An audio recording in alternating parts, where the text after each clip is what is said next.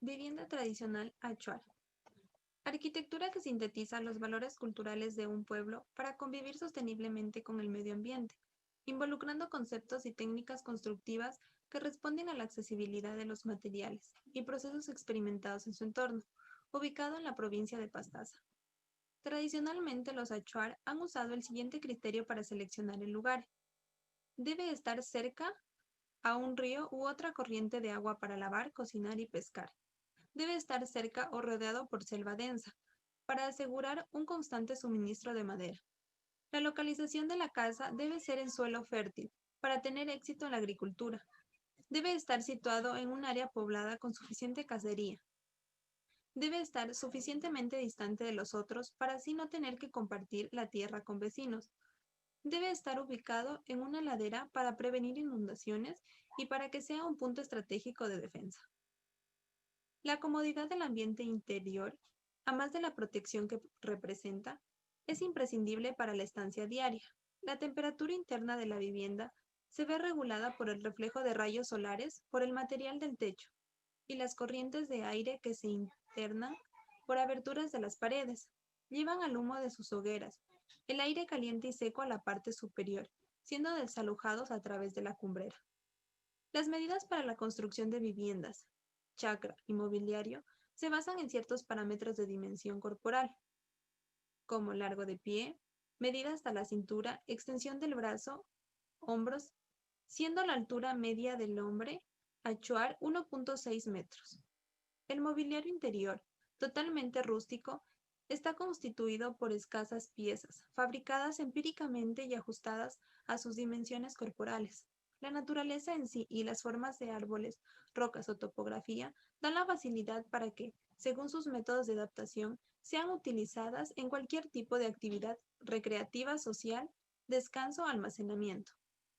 Entre ellos están la cama matrimonial, la cama para niños, asientos común, asiento para el jefe de la casa, parillas sobre el fogón, separadores y estantes. Materiales.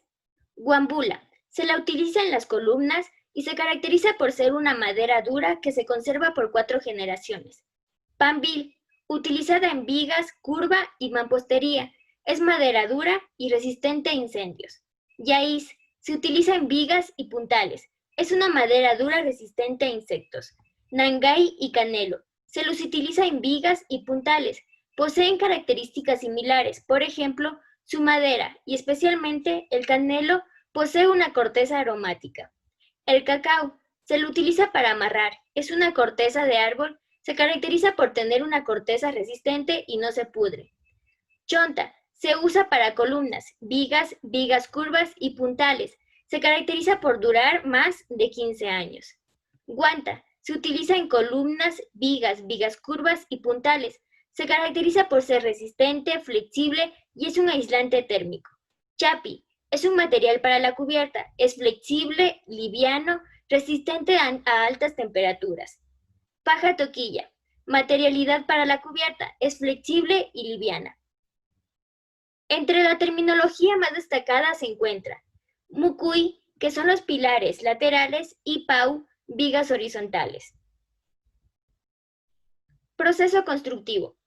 Adecuación del terreno. Se comienza con limpiar y alistar el terreno. Se marcan cuadrados de cimentación de 55 por 55 centímetros. Después, se coloca en el suelo el palo de la cumbrera, a unos 80 centímetros. Se cavan los hoyos para plantar los 2 postes verticales más denominados como pau. Los huecos en el suelo se hacen con un palo de chonta afilado y la tierra se saca con la mano.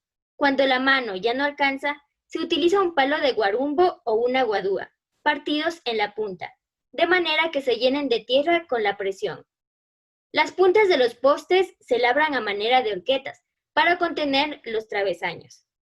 A veces, por el lado de las mujeres, los pau son 2 distantes, unos 2 metros el uno del otro. Se los aprovecha para ubicar estantes. Una vez que los postes de la parte central estén listos, se coloca la cumbrera. Esta sobrepasa los 2 pau, que son alrededor de 80 centímetros. Después se colocan las vigas laterales. Estas se amarran sólidamente con el cacao. Posteriormente, Se procede al armado de la cubierta. Se colocan los tirantes destinados a sostener las hojas, permitiendo su fijación. Esto dependerá del material a utilizar. Si se usa chonta, se las corta formando un poco de alero, pero si se usa guadúa, los tirantes se unen entre sí con clavos de chonta. Estos se amarran a las cumbreras y a las vigas. La distancia entre el uno y el otro elemento será de 70 centímetros y se coloca tiritas de chontas transversalmente cada 30 centímetros. Para trazar las dos extremidades semicirculares, se mide en el suelo 2 pies y medio y después se traza la línea con una piola, que mide la mitad de la cumbrera. Sobre esta línea se plantan varios postes, los cuales 2 se encuentran en sus exteriores, delimitando la puerta. Sobre los postes semicirculares se coloca una tira de pambil o de chonta partida. Hay varias maneras de colocar los tirantes semicirculares. En todos los casos se recomienda siempre poner 2 a la mitad y unirlos con un clavo de chonta. Para formar la cubierta se utilizan las hojas de chambil previamente recolectadas. Se las corta y se las une en gambillas y doblándolas. Se las yuxtapone en manojos de 4 y se las ubica sobre los tirantes con bejuco, que sirven para amarrar las hojas y mantenerlas firmes. Finalmente, se realiza el cerramiento de la vivienda mediante las tiras de chonta bien raspadas. Se utilizan las tiras verticales que se colocan exteriormente a las horizontales, formando las puertas, protegiendo a la familia de los factores atmosféricos, climáticos y de animales que viven en la zona. Conclusiones. Para la construcción de la vivienda shuar no se usaban las medidas comunes como la yarda o el metro, sino que tienen establecidas sus propias medidas tomando como referencia partes de su cuerpo, de manera que cada casa está hecha a la medida de la proporción de sus constructores. Debido a su tipo de cimentación, estas viviendas duran menos años que una vivienda tradicional, ya que están expuestos a la humedad. De un modo, la madera utilizada para las paredes absorbe la humedad del suelo. En ciertos detalles estructurales, las vigas se depositan directamente en ensamble sobre la columna, siendo el propio peso lo que permite que se mantengan fijas. Por consiguiente, para su mantenimiento, las viviendas se conservan cuando éstas están habitadas. Es decir, al cocinar los alimentos, el humo ayuda a conservar la cubierta totalmente seca. Además, para evitar que los insectos se adueñen de la cubierta, cada 2 semanas queman barbascos y canela. Esto hace que la cubierta tome un tono como que lo hubieran barnizado. En cuanto a recomendaciones, no se busca introducir materiales ajenos a la naturaleza ni costumbres occidentales. Más bien, se busca soluciones constructivas para que la vivienda sea mejorada. Teniendo en cuenta la humedad que se transmite por el tipo de suelo, es recomendable que se incrementara la cimentación piedras, como una cimentación superficial, es decir, ciclopia, con el fin que no se pierda la esencia de la vivienda, y a la vez su estructura se elevara para evitar el ingreso de insectos. Asimismo, reforzar la estructura principal con soportes transversales. Dentro de la vivienda shuar no cuenta con un espacio privado, por lo tanto, se recomendaría aprovechar la altura interior para crear un prototipo de segundo piso que cumpla con dicha función. La edificación se levanta principalmente por los 2 postes verticales denominados PAU, que constan de 20 a 25 centímetros de diámetro. Después de la rectangulación, se colocan los pilares laterales llamados macuí, para posteriormente colocar las vigas laterales en los macuí y la cumbrera en los PAU. Los tirantes se colocarán en estas, cuya función es sostener las hojas. Se amarrarán a la cumbrera y a las vigas con el bejuco. Una vez terminado con este proceso, transversalmente se colocará otro tipo de tirantes a 30 centímetros cada uno. Para generar las otras partes semicirculares de la casa, se montan los pilares en una línea trazada con anterioridad, en donde se colocará una tira de pambil o de chonta partida para unir estos tipos de pilares.